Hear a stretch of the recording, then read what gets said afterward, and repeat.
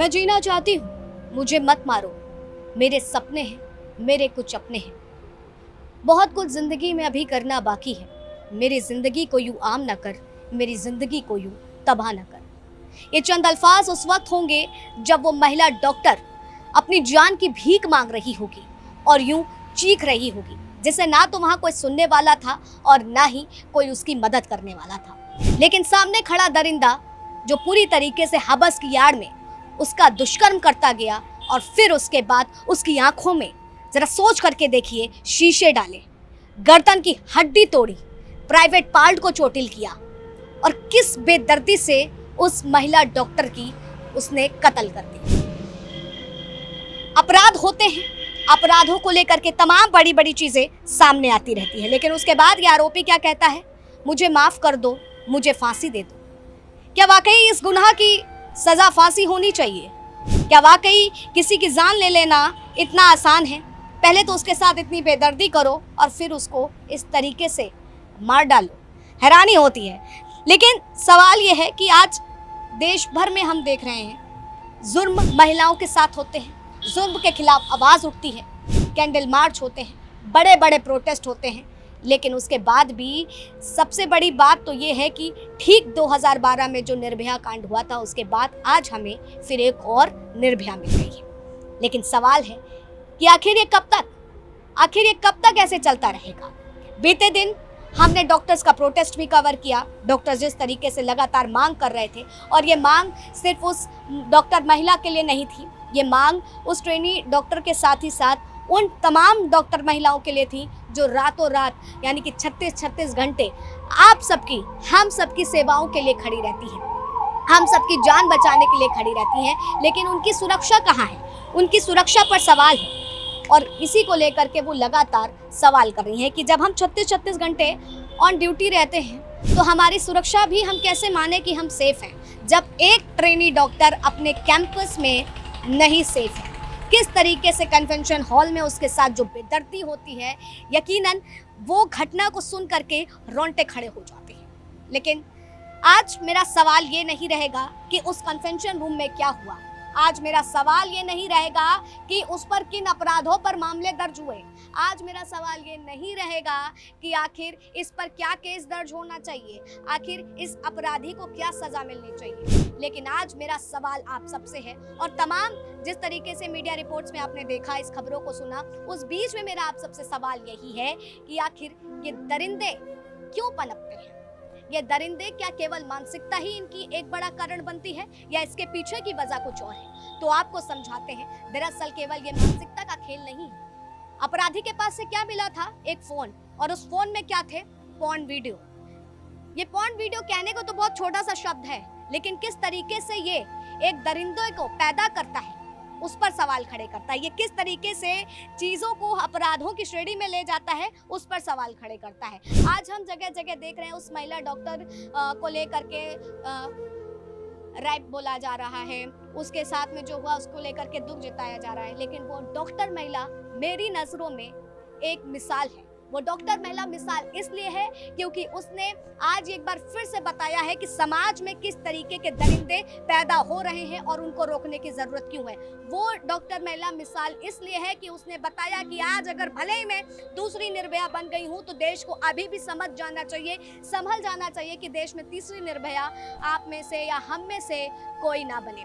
सबसे बड़ा सवाल आज यही है, और मैं ये कहूंगी कि वो डॉक्टर महिला लगातार उसको मिसाल दे रही है। चलिए अब आगे आपको हम पूरी तरीके से मामला समझाते हैं कि हम किस चीज़ों पर चर्चा कर रहे हैं और जानने की क्या जरूरी है। ठीक है, इस तरह के मामले हमारे सामने अक्सर आते हैं। अपराधियों को साइको बता दिया जाता है, उसके आचरण को लेकर के चर्चा हो जाती है कि उसका आचरण ऐसा है, उसका पारिवारिक माहौल ऐसा मिला होगा, लेकिन केवल आचरण, पारिवारिक माहौल ही इसके लिए जिम्मेदार नहीं है। इसके लिए जिम्मेदार आज भारत का कुछ कानून भी है, इसके लिए जिम्मेदार सिस्टम भी है, और किस तरीके से सिस्टम है, किस तरीके से कानून है, वो आपको बताते हैं। देखिए, पॉर्न वीडियो देखने से अपराध बढ़ रहे हैं या घट रहे हैं, इसको लेकर के चर्चा अक्सर होती रहती है। इस पर दुनिया भर की रिसर्च भी हो चुकी है, ये एक ऐसा मुद्दा रहा है।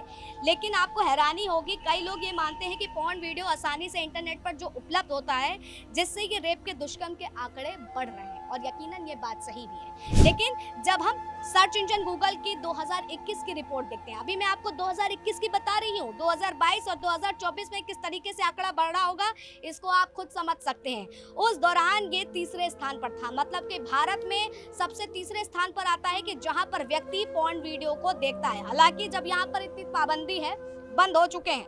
गूगल की रिपोर्ट के मुताबिक भारत में 2019 में 89% मोबाइल फोन यूजर्स ने अपने मोबाइल पर कम से कम एक बार पॉर्न वीडियो देखा है, जबकि भारत में अभी इसके आंकड़े 75 करोड़ मोबाइल फोन यूजर्स हैं।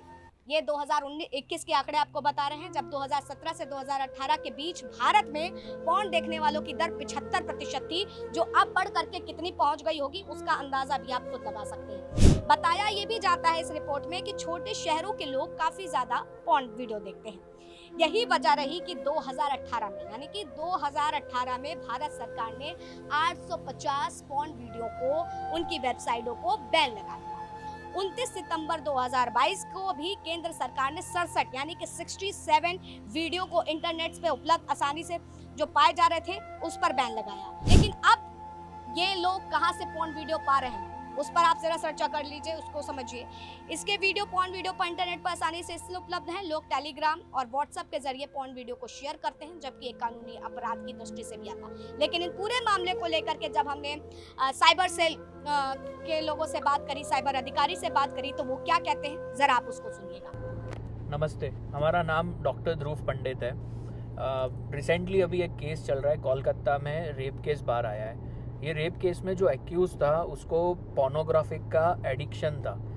पोर्नोग्राफिक एडिक्टेड हुए बहुत सारे ऐसे युवा है और बहुत सारे ऐसे लोग हैं जो आज की डेट में पोर्नोग्राफी को एज एन एंटरटेनमेंट ले रहे हैं। इवन हम लोग आजकल की जो OTT प्लेटफॉर्म्स पे फिल्म्स, सीरीज, एपिसोड्स जो बन रहे हैं उसमें भी पोर्नोग्राफी के थोड़े बहुत जो सीन्स होते हैं उसको एंटरटेनमेंट की तरह हम लोग दिखा रहे हैं। तो सबसे पहली बात तो इंडिया में पोर्नोग्राफी के ऊपर 2020 में मिनिस्ट्री ऑफ IT ने एक सर्कुलर बाहर निकाला था, जिसमें स्पेशली चाइल्ड पोर्नोग्राफी और पोर्नोग्राफी जो कंटेंट्स होते हैं, जो वेबसाइट्स है, जो एप्लीकेशंस है, जो वीडियोस है, जो होस्टेड है इंडियन नेटवर्क पे, उसको रोकने के लिए बहुत सारी प्रोसेसेस करी गई, बहुत सारे रूल्स रेगुलेशंस बनाए गए। इसको ध्यान में रखते हुए पिछले 4 सालों में बहुत सारी पोर्नोग्राफी की वेबसाइट्स, बहुत सारे पोर्नोग्राफी के प्लेटफॉर्म्स को बैन किया गया इंडिया में। इवन चाइल्ड पोर्नोग्राफी के केसेस में बहुत से लोगों को अरेस्ट भी किया है CBI ने। जब हम लोग पोर्नोग्राफी में इंडिया में लिमिटेशंस और रेगुलेशंस की बात करते हैं तो पोर्नोग्राफी का जो कंटेंट है उसे हम रोक नहीं सकते, बट उसे लिमिटेड कर सकते हैं, उसको रिस्ट्रिक्ट कर सकते हैं। इसके रिस्ट्रिक्शंस के लिए बहुत सारे ऐसे स्टेप्स है जो हमको लेना पड़ेगा और इंडियन गवर्नमेंट, भारत सरकार ऑलरेडी इस पे काम कर रही है। जैसे कि व्हाट्सएप पे या कोई सोशल मीडिया प्लेटफॉर्म पे या यूट्यूब पे आप कोई भी पोर्नोग्राफिक कंटेंट अपलोड करते हैं, ज़्यादा शेयर करते हैं, ज़्यादा फॉरवर्ड करते हैं तो आपके अकाउंट्स बैन हो जाते हैं, आपके ऊपर समन्स रेस किए जाते हैं। बट जब हम लोग बात करते हैं टेलीग्राम, जब हम लोग बात करते हैं ऐसी प्लेटफॉर्म्स, ऐसी वेबसाइट्स जो अननोन वेबसाइट्स है, जो छोटी मोटी ब्लॉग वेबसाइट्स है, यहाँ पे कहीं ना कहीं पॉर्न अपलोडेड है। और आज की डेट में युवा इतना स्मार्ट हो चुका है, आज की डेट में इंडिया में डिजिटल इंडिया के नाम पे लोगों ने टेक्नोलॉजी का मिसयूज करना स्टार्ट कर दिया, जिसकी वजह से लोगों को पता है कि VPN का यूज करके हम पोर्नोग्राफी डाउनलोड कर सकते हैं, पोर्नोग्राफी को हम देख सकते हैं। तो हमारी भारत सरकार साइबर को लेके बहुत अच्छे से प्रयास कर रही है, बहुत सारे लिमिटेशंस लगाए गए, बहुत सारे डिटेक्शन हो रहे, बहुत से क्राइम जो आज की डेट में डिजिटल एविडेंस के ऊपर चल रहे हैं उसके ऊपर रोक टोक भी हो रही है और उसका इन्वेस्टिगेशन बहुत अच्छे से हो रहा है। बट अब टाइम है कि हमारे पास जितनी भी ऐसी फेक एप्लीकेशंस है, ऐसी अननोन वेबसाइट्स है, ऐसे अननोन प्लेटफॉर्म्स है, ऐसे जो नए नए OTT प्लेटफॉर्म्स आ जाते हैं, जैसे आज की डेट में बहुत नोन प्लेटफॉर्म्स भी OTT के, बट बहुत सारे ऐसे अननोन OTT प्लेटफॉर्म्स आ गए जिसको फेसबुक, इंस्टाग्राम पे रील्स में प्रमोट किया जाता है और उसमें वैसे इंटीमेट सीन्स दिखाए जाते हैं जिसकी वजह से लोग उसको डाउनलोड करते हैं। अब इसके अंदर में आप लोगों को पोर्नोग्राफी तक का जाने का रास्ता मिल जाता है। सुना आपने कि किस तरीके से वीडियो पाया जाता है, किस तरीके से लोग वीडियो को शेयर करते हैं और केवल पॉर्न वीडियो नॉर्मल वीडियो की तरह नहीं मिलते हैं। हमें बहुत सारी मूवीज में भी, इस तरीके की वेब सीरीज में भी जो है इन सारी चीज़ों को लेकर के सारी चीज़ें जो है पूरी तरीके से मिलती हुई नजर आ जाती हैं। अब इन मामलों पर रोक और क्या इसको लेकर के कानून है वो जरा सुनिएगा। देखिए, हमारे देश में इसे प्रकाशित करना, लाइन बाय लाइन सुनिएगा, हमारे देश में इसे प्रकाशित करना, प्रसारित करना और इलेक्ट्रॉनिक माध्यमों से दूसरों लोगों तक पहुंचाना ये एक जुर्म है। लेकिन उसे देखना, पढ़ना, सुनना ये जुर्म नहीं है। मतलब अगर मैं उस वीडियो को देख रही हूँ तो ये जुर्म नहीं है, उस वीडियो को सुन रही हूँ तो ये जुर्म नहीं है, उस वीडियो को फील कर रही हूँ ये जुर्म नहीं है हमारे भारत के कानून में। लेकिन अगर मैं उस वीडियो को किसी को शेयर कर रही हूँ, किसी को बैठाल करके दिखा रही हूँ तो फिर ये जुर्म है। क्यों? जो व्यक्ति देख रहा है क्या वो अपराधी नहीं होगा? क्या उसकी मानसिकता उस तरीके से नहीं बदलेगी? क्या उसकी सोच उस वीडियो को देख करके नहीं तब्दील होगी? तो हम ये कैसे कह सकते हैं कि अगला व्यक्ति जो देख रहा है, जो सुन रहा है, वो अपराध की श्रेणी में नहीं आता है? और जबकि भारत में अधिकतर ऐसे केस हुए हैं। मैं कितने केस आपको गिनाऊं, जितने केस गिनाऊं उतनी कम, शायद मेरे पास लिस्ट कम हो जाएगी। एक हाल ही में केस सामने आया था जहां भाई ने अपनी पॉर्न वीडियो देख करके अपनी सगी बहन के साथ दुष्कर्म कर लिया। सोचिए, जरा सोच करके देखिए कि घर में बहन नहीं सेफ है, हम उस डॉक्टर की सेफ्टी की बात कर रहे हैं। और उन तमाम डॉक्टर जो रात भर काम कर रहे हैं, उन तमाम महिलाएं जो रात भर निकल करके नाइट ड्यूटी कर रही हैं, हम उनको कैसे देश में सुरक्षित समझ सकते हैं? फिर कहीं ना कहीं चर्चा होती है, बड़े बड़े पोस्टर्स निकाले जाते हैं और तमाम चीजें जो देश में होती रहती हैं वो आप सबने देखी हैं और किस तरीके से वो काम करती हैं ये भी देखिए। लेकिन देखिए, सबसे बड़ा जो मेरा सवाल था आपको इस पूरे वीडियो में बताने का और समझाने का, कि जो पॉर्न वीडियो है वो किस तरीके से मानसिकता पर ज्यादा हावी होता है। क्योंकि हम ये तो कह देते हैं कि वो साइको है, मानसिक रोगी है, लेकिन मानसिक रोगी होने से पहले उसने पॉर्न वीडियो देखा है और पॉर्न वीडियो देखने के बाद उसका मन ऐसा हो गया, उसने जिस तरीके से सारी चीजें करी। बहुत सी रिसर्च कहती है कि ऐसा नहीं है, ऐसा गलत बताया जा रहा है। लेकिन जितने भी आप रेप के केस देखोगे उसमें पूरी तरीके से ये वीडियो देखने के बाद ही ये सारी चीजें होती हैं जो साफ तौर पर बताती हैं कि किस तरीके से देश में निर्भया क्यों हो रही हैं। अभी 2012 की याद दिलाई निर्भया ने इस केस से, लेकिन ये निर्भया 2 हो गया।